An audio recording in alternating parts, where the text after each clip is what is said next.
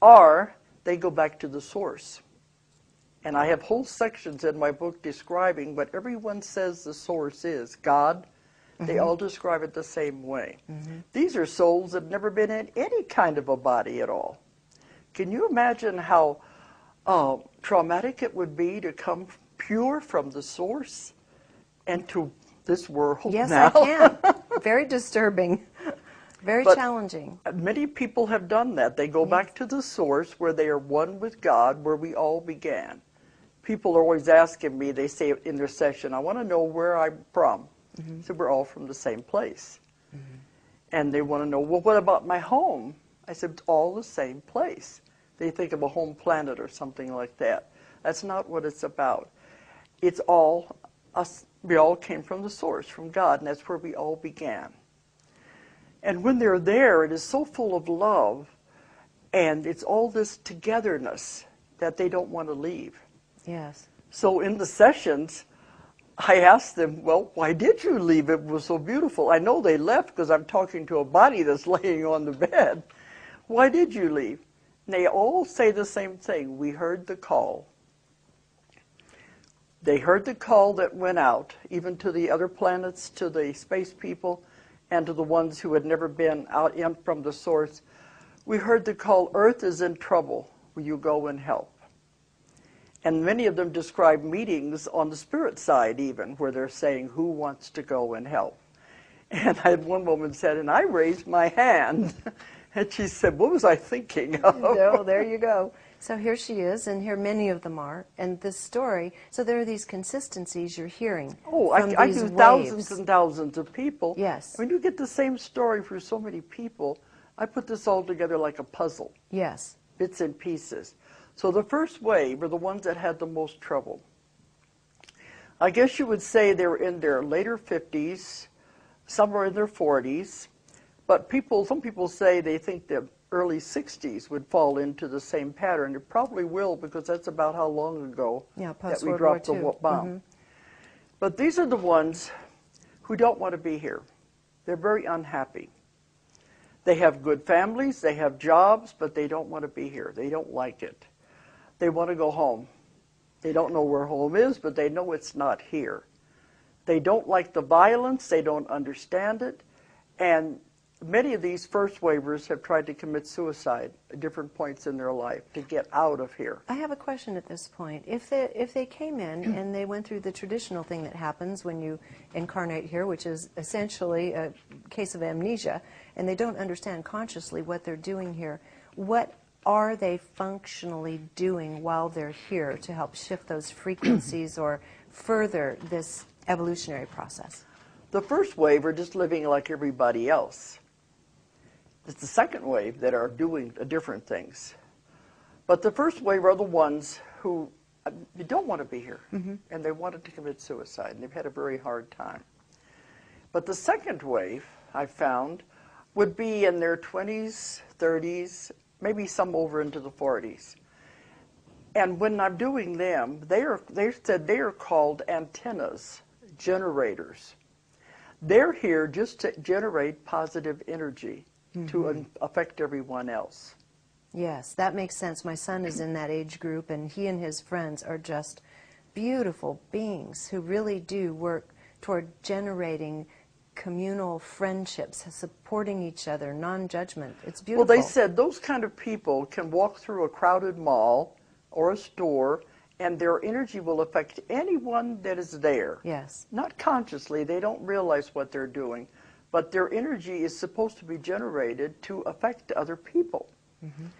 And I've had people come and say, what's my purpose? What am I supposed to be doing here? And the second wave, they'll usually say, you're just to be. And they don't like that when they wake up. They say, but I wanted to be doing something. All you're supposed to do is just be and allow the energy to affect other people. Yes. But the irony of it is that a lot of the second wavers don't like people, and they don't want to be around them. Their energy bothers them. But they're supposed to be affecting people, so they stay home. So they're not doing what they're supposed to be doing.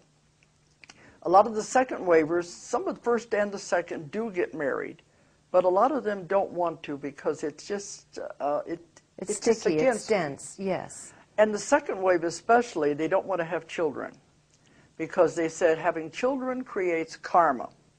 And they don't want to make any more karma. They want to do what they're supposed to do and get out of here. They don't want to be stuck here because if they create karma, they're going to have to stay.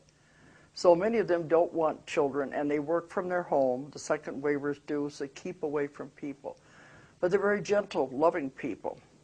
And I asked them one time, well, why did the first wave have such a hard time? And they said, somebody has to be the beginning. Somebody has to be the one that creates the path, the way shower.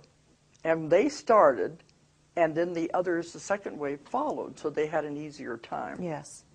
And that makes sense. That's the and now difference. their children are these little amazing little 3, 4, 5, 6. Well, not theirs. It's just the third wave. The third wave, Yeah. yes. The third wave of Because beings. some of them don't could want be, children. Right. Some of them could be, they're born to whomever, but that next one is really interesting. The third wave are the children. And some of them now are in their teens. But these are the hope of the world. They're the gift of the world. They're here to really make a difference. And, of course, the last thing these children should be done is put on medicine and medication. Gosh. Oh. That's the last Let's not thing even go because they there. are functioning at a different level. They have come in with all of their genetics, everything is in place because they are a totally new species. And I've spoken at conferences about the new children where they're trying to educate the educators. And they have panels of these kids. And, you know, they're always saying, well, they're disruptive in the classrooms. That's why they have to put them on the medication. And they've said at the conferences, the reason is they're disruptive is because they're bored. Yes. They said they say the teacher would ask them for an answer to a problem, a math problem or something. They tell them the answer. The teacher wants to know, how did you find the answer? And they said, I just know it. And to them, that's not enough. They want them to explain how they came by it. So that's very aggravating to one of these children. And another thing, they said they go over and over and over again the same material when I got it the first time. So they're bored. So what I was told to tell people, the teachers and the parents, is to give these kids challenges. But the other kids are doing the other stuff. Take these kids aside, maybe give them a special project, a paper to write, or something different that will challenge their minds.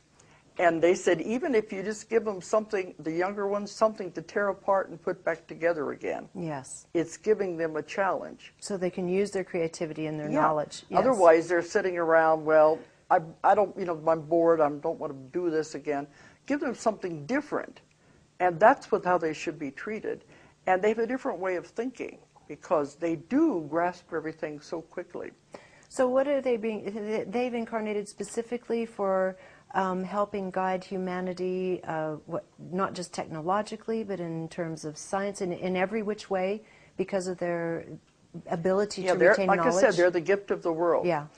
Nova had a special, it's been a few years ago now, where some of these kids were 10 years old and have already graduated from college. Yes. And some of these have already formed their own organizations. And it's interesting that a lot of the organizations they have founded have to do with helping the children of the world. Yes. Yes, I'm aware So of that. this is where they are going. So they're going to be much more giving the gift of not just creating conscious community again on the planet, using Getting it back to what it's supposed to be. getting it back to what it's supposed to be. Because the rest of them were caught into the wheel of karma. They don't Yeah. know how to solve their own problems, let alone the world's problems. These people don't have those basic karmic problems, so they can just go in a different way. And they're putting the world into this new world, the new earth, because we're headed toward a wonderful time. Yes, that's the good news. Technology will be used in a wonderful way. So many wonderful things are happening. So these new children have a part in it. And the first and second waves have a part, but they've had difficulty. And so from this point forward, it should become much more harmonious for the beings that are choosing to incarnate during this period. Because, as you write about, this period is going to lead us to essentially parallel Earths in a sense. Yes. And this has been, I've heard about this, and even from my guides was told about this 25 years ago, and they're just very